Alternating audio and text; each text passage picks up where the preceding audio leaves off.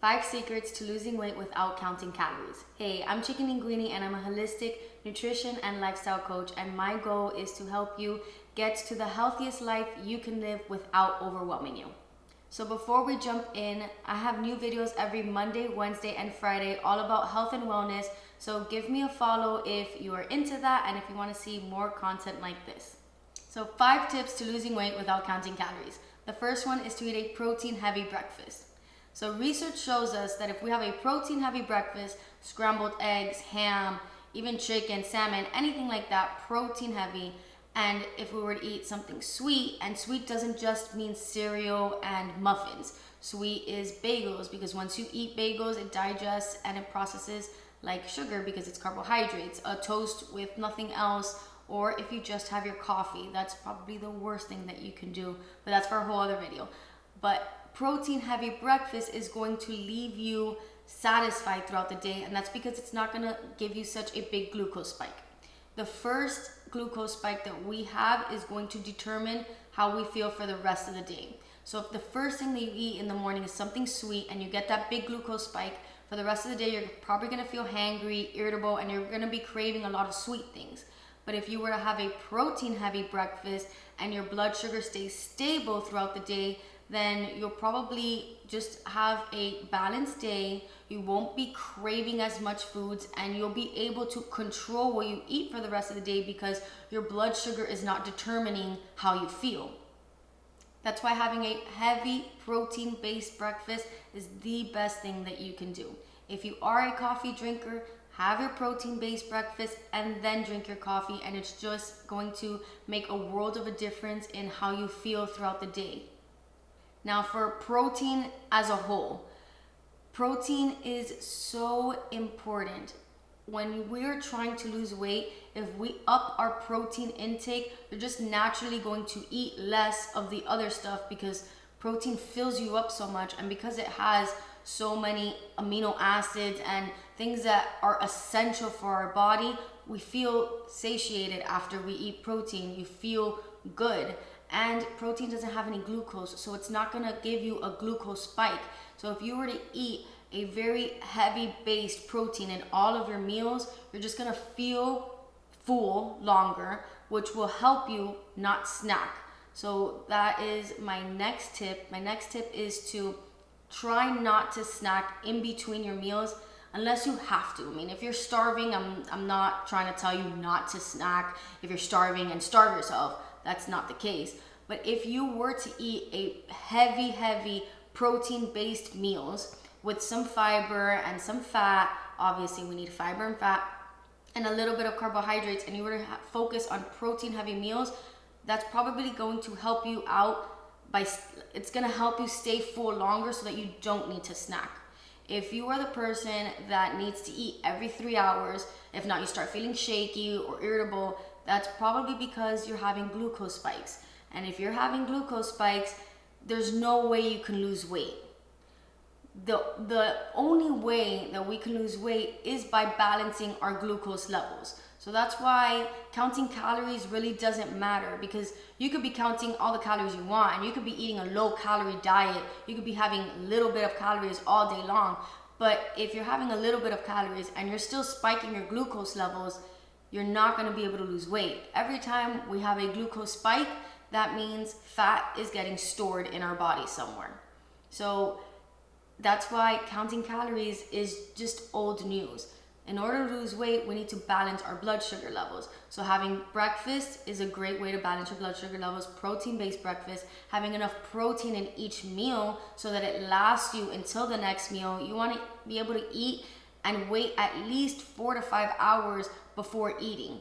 And you shouldn't feel like starving or very hungry in between those hours if you are eating protein heavy, fat and fiber, because it's going to make you feel full and satiated all the way up until the 5 hours. So when we constantly snack, we're not letting our body fully digest. When we eat something, it takes our body about 5 hours to fully put it in our stomachs, digest it, and let our body do what it needs to do and put the food where it needs to go, the nutrients where it needs to go.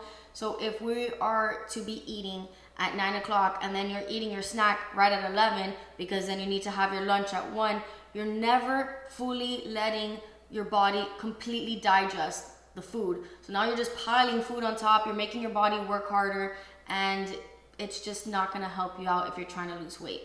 So try to eat protein heavy so that it makes you last all the way up until your next meal. But if you do need to snack, try to have a protein-based snack.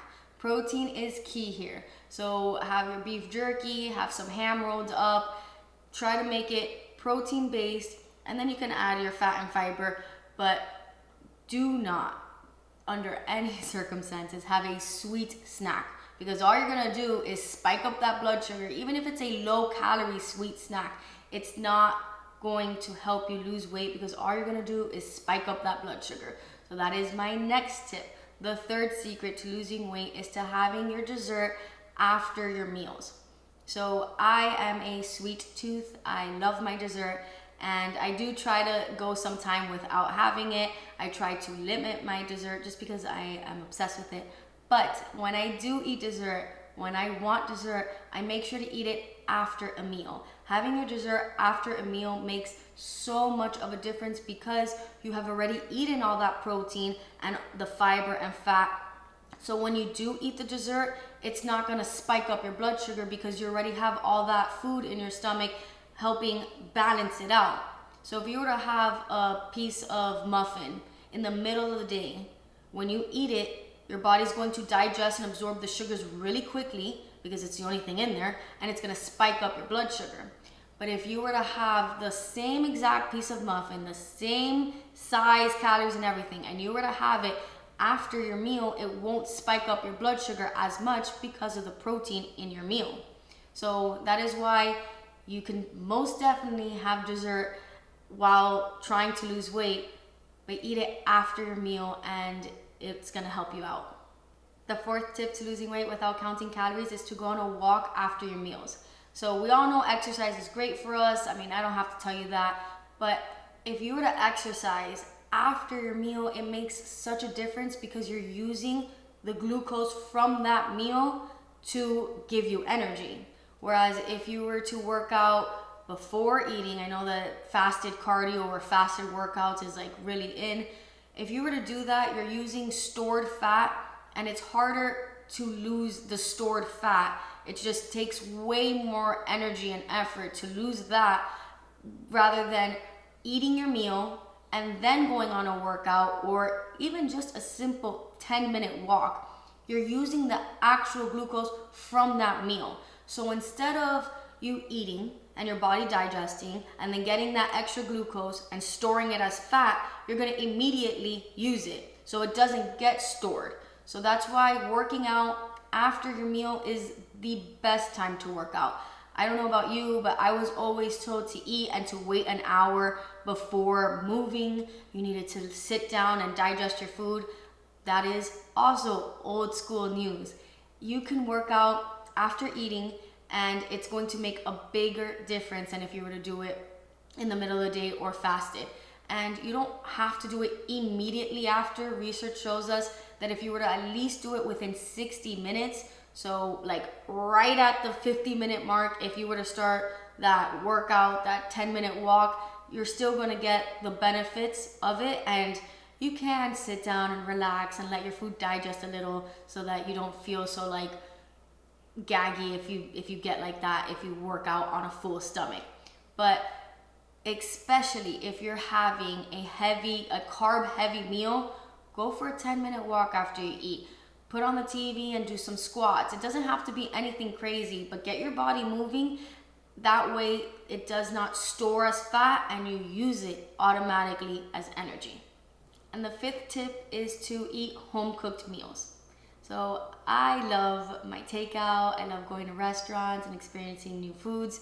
But if we limit that and you were to eat more or majority of your meals are home cooked, it's just gonna help you out because you know exactly what you're putting into your meals if it's home cooked. When you go to a restaurant, even if you were to ask for like a chicken breast with some salad or some vegetables, most likely all of it was cooked in seed oils, which is a topic for a whole other video, but seed oils are awful for you. So that could also go hand in hand with this fifth secret. Use butter or tallow or coconut oil to cook up your foods, and use olive oil to drizzle on top of your vegetables, or you can cook in olive oil also on lower temperatures.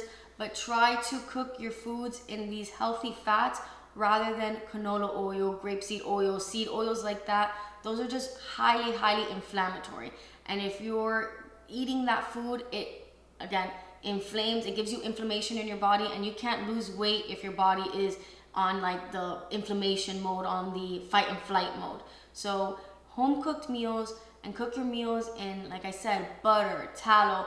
We have this, misconception that fat makes us fat, and that is far from true. Fat is super important. I'm not gonna say it's the most important. I feel like everything is the most important. Fiber is important, protein is important, but fat is also so important. Our brain is literally made from fat. So if you're on a low fat diet, your brain is suffering. If you're on a low fat diet, your hormones are suffering, because you need fat in order to produce your hormones and in order for everything to be balanced. So if you're on a low fat diet, again, old school news, bring in that fat and bring in the healthy fats. Avocado, butter, cook in butter. Do not be afraid of butter. Tallow, and drizzle olive oil on top of your food, and it's just gonna make it more well balanced. You're going to be, enjoying your food more. But this secret was all about getting home cooked meals. So if you were to cook your meals at home, you know exactly what's in your food. And if you are eating constantly from restaurants, again, even if it's like the healthier option, you don't know what they're cooking with. You don't know how long that's been there. And nothing is the same as you putting in the time and effort, cooking your food, sitting down, taking a deep breath in, trying to get out of the fight and flight and into the rest and digest mode, and eating calmly at your house with loved ones and speaking about the food. Research shows us that if we are speaking about the food, like how good it tastes, what did you cook with, having conversations like that while you're eating, it helps us digest more than if we were to be watching TV while we're eating, or talking about heavy, intense conversations, or just anything other than the food, because it takes away from your body focusing on the food. If you're talking about the food that you're eating, it just makes it flow better. You're gonna be able to digest it better, and that helps you lose weight, because if we eat and we're not letting our body fully relax and digest the food, then it's just gonna sit there and it's gonna turn into the stored fat. So we wanna really relax ourselves, eat some nice home-cooked meals in a stress-free environment, so that we can properly digest our food, so that it does not turn into stored fat. So those are the 5 secrets to losing weight without counting calories. Having a protein-heavy breakfast and protein in all of our meals, so that we don't have to snack. Try to snack less. Have your desserts after your meals rather than in between your meals or as a snack. Walk after your meals, and try to eat as many home-cooked meals as possible, and cook in butter and tallow rather than your inflammatory canola and seed oils. So all of these tips revolve around keeping your blood sugar balanced. Like I mentioned at the beginning of the video, even if you're eating a low-calorie diet, if you are spiking your blood sugar with every meal, you're not gonna lose weight. Counting calories has nothing to do with losing weight if you are spiking your blood sugar constantly, because with every blood sugar spike, you are storing fat. So even if you were to have a 300 calorie lunch, if that 300 calorie lunch is primarily sweets and carbs, and you spike your blood sugar, it's going to store fat more than if you were to have a 700 calorie lunch that's balanced, filled with lots of protein, fiber, and fats. That's not going to spike your blood sugar. Even though that one has all these many more calories, you're still going to lose more weight on this one than if you were to have the 300 low calorie blood sugar spiking lunch. So if you like this video, please give it a thumbs up and subscribe. Like I said at the beginning of this video, I have new content every Monday, Wednesday, and Friday. So subscribe, and I'll see you next time.